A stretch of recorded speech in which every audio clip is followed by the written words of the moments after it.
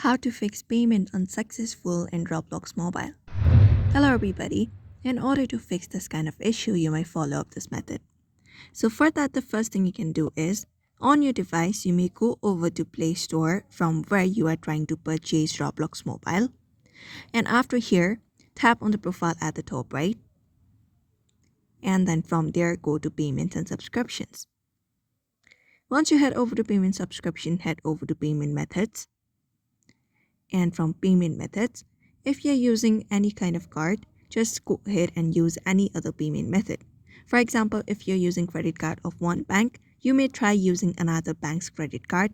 Use up the credentials, follow the on-screen prompt in order to add the payment method, and go on with the payment process of Roblox.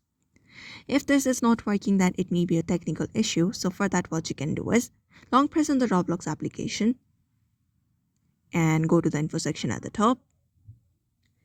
And then after going over here, you may scroll down, go over to storage, and from storage, clear the cache and also clear data if necessary.